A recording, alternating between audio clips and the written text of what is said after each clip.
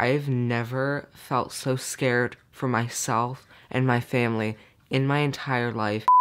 What's up guys, it's Brendan. Today I am here to film a long requested video from you guys.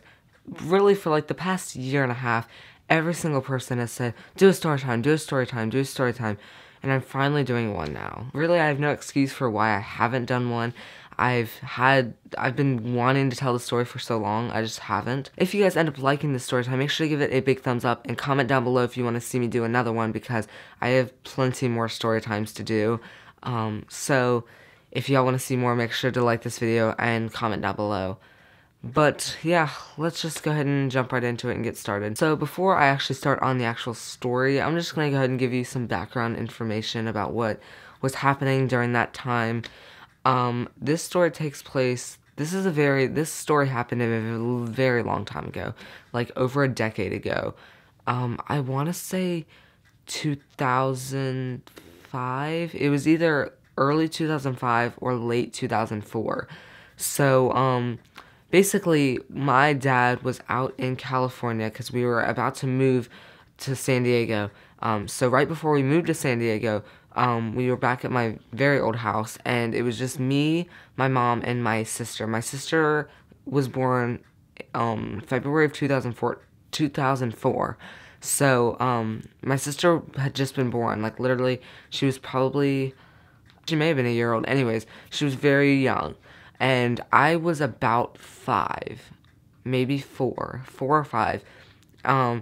And basically, during that time, it was a very hard time because my dad was out in California, we were moving, and I don't know what it was, but it was something about my mind. I don't know what it was, but I kept worrying about the fact that I was worried that my parents were going to leave me there, and they weren't going to take me with them. I don't know what it was. There was just something about it that I was so worried that my parents were going to leave me there. It was one night where my dad was in California. He was basically traveling back and forth, not only for work, but to go see the house, make sure it was ready, because if you've never moved houses, it's a very stressful time, and you have to make sure you can sell your house and buy another house. You're trying to sell off your house and go look at another house and try and buy that house. Sometimes the house isn't ready, so we ended up moving into an apartment before we moved into that house. So we were in an apartment for like a month or 2 in California. It was just my mom home with me and my sister, and my sister was, as I said, very little, and I was just a regular night, like the same night that we had dinner, blah, blah, blah. I think we actually had Wendy's that night. I don't know why I remember that, but I think, yeah, it was the night we had Wendy's and we ate in the backyard. The things I remember. I don't really remember the story until it happened. So kind of this is where the story actually picks up. So basically it's the middle of the night, and I don't know when it was. I didn't look at the time. I was very young. I didn't even think to look at the time. This was back before I had a phone, and now you see every 5-year-old walking around with an iPhone, so, you know, it's a little different now, but I didn't have we had a home phone. We still do have a home phone, but, I didn't have a clock in my room. I didn't have a phone in my room to look at the time, so I would say it was about 3 o'clock in the morning. So it's the middle of the night, and I guess I had a bad dream or something. I had a nightmare or something, and I don't know what it was about. I forget. I totally forget that part. But I guess I had a bad dream, and I woke up to go get my mom, and I think the dream was actually about that my parents moved without me. And that was kind of the dreams that I was having at that time, because I was just so worried. I don't know what it was. I know now that my parents would never do that, but it was just something about that time that I was afraid that my parents were going to leave me and my sister there. So it was, I think I had a dream about that or something, and I went into my parents' room, and I knew my dad was not going to be there because he was, of course, out in California. But I looked, and the way the door was set up, this was the door, like, I was facing this way, and the bed was right there, so I was looking, like, I don't really remember exactly, but the way the door was set up, it was like this, and then the bed was here, and it was parallel to the it was parallel to where I was, so I could only see this part of the bed. And my mom, what she would do is she would leave half the bed made, because why unmake the whole bed when my dad wasn't there? So from my standpoint of where I was looking, like, if you guys are the bed and I'm the door, I could only see my mom would leave the pillows on the bed, and the blanket made. And so I guess I couldn't see, and I thought the bed was made.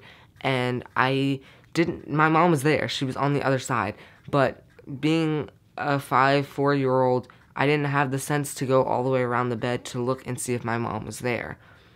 So I immediately freak out. I actually go to my sister's room, and my sister is still there. And honestly, had I woken her up, I think my mom would have woken up and found that. So there's just so many things in the story that just, like, had I done this, I would have found her. Had I done this, I would have found her. So I didn't wake up my sister. I left her in her crate at the time, or her, like, whatever it was, her bed, I guess. And I start walking downstairs because I'm like, maybe my mom's downstairs. She's not. And so I look all around the downstairs floor. And then, being the smart kid I was, I decide to go outside. Mind you, this is 3 in the morning. Nobody's out. Everybody's asleep. And I walk out the front door. Leaving the front door, I closed it, but leaving it unlocked, anybody could have gotten in. This is where the story gets quite interesting. Basically, I'm walking, I lived in a cul-de-sac at the time, and the way it was set up, there was like a, almost like a little, like, thing of, like, trees in the middle of it. So I walk up on there, and I, like, turn around, and, like, I'm looking, like, as if my mom was outside. Again, I was 4 or 5 years old, so, this is kind of what, knowing every 4 and 5-year-old, they're not the smartest. I go into my neighbor's, the person that lives next to me, I went into their driveway, and I was, like, looking around their house. I was not afraid of the dark, I guess. I'm still afraid of the dark. Like, literally, if you tell me to go take out the trash, and it's, like, 10 at night, I literally am scared to do that because I'm afraid somebody is going to kill me. But at the time, I was so determined to find my mom that like, my fears of being in the dark were, like, gone. All I was focused on was trying to find my mom. So I go into not my neighbor, but the next house over, and they had one of those dog door things where your dog can go in and out, and it was in the garage. So I went in the door, and I went into their garage. And I honestly, like, thinking about it now, I'm just like, why did I go in the garage? Like, was my mom actually going to be in the garage? I guess that's what I thought. I don't know. I was just trying to find her, really. And then just keep in mind, too, she's in my house with an unlocked door, sleeping. I just could not see her. So I really would, I can't exactly remember how long I was out there. I think I was outside for like 30 minutes or so. I think that was probably around the time that I was outside. So finally, I think of something smart to do, and I think, hey, I'm gonna go back to my house, and then in the morning, I'll wake up my sister and go to my neighbor's house and ask them if they can help me find her. I go back to the house, and I close the door behind me. It is freezing outside. It is probably about 45, 50 degrees, or yeah, 45 degrees probably. So my hands were like, when you're really, really cold and your hands like freeze and you can't, like, when I try to type on my phone, when I was in New York, it was so cold that I could not type on my phone or anything because my hands were so, like, frozen. I walk back to the house to the front door, and I try to unlock. We had one of those doors where it had a handle, and then it had the little latch that you have to push the latch and then push. And so I'm pushing on the latch, but because I'm so little, I'm not strong at all, and I could not open the door. And so I'm pushing on the latch and pushing and pushing and pushing on the door to try and get it.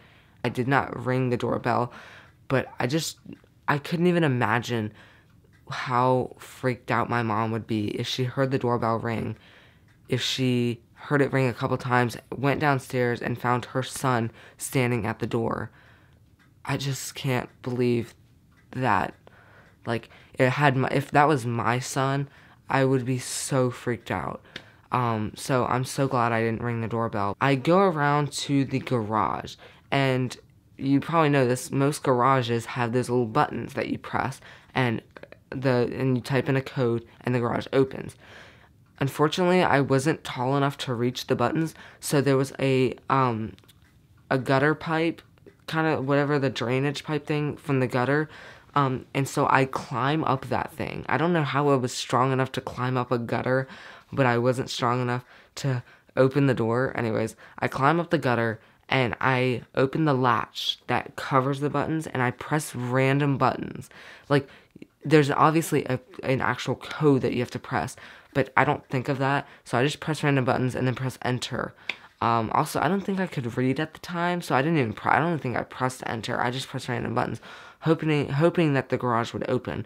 After about 5 tries, I gave up and went back around to the front door, tried several more times, couldn't get it to open. And so I'm like sitting there like going like this and like trying to warm up my hands, and then I finally pressed the latch once and it opened. And then this is when I go back into my house, and I'm thinking, let me go up to my parents' room one more time. So I close the door, lock it.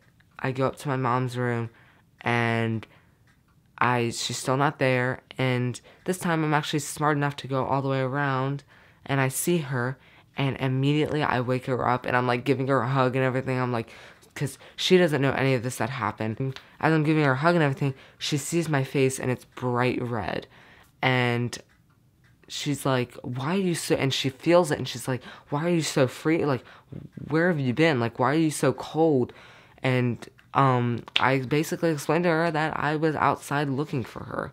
And so that night I slept in the bed. I think I slept in the bed with her for the rest of the night. And then at around maybe 6 a.m., because that was the time that I got up at that time. That's the time like every kid gets up, is like 6 a.m. So I got up then, and I basically explained to her kind of what happened. And I've not really talked to my parents about this since. I'm pretty sure she told my dad what happened. But I don't even think neither of my parents really know the whole story, because I wasn't really able to explain it back then. And nobody else in my family knows the story, like outside of my immediate family.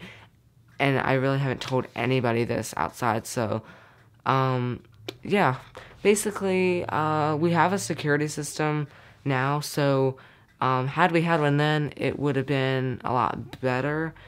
But that was just kind of to show you, like, this is what happened before we had iPhones and security systems and all that. So, yeah.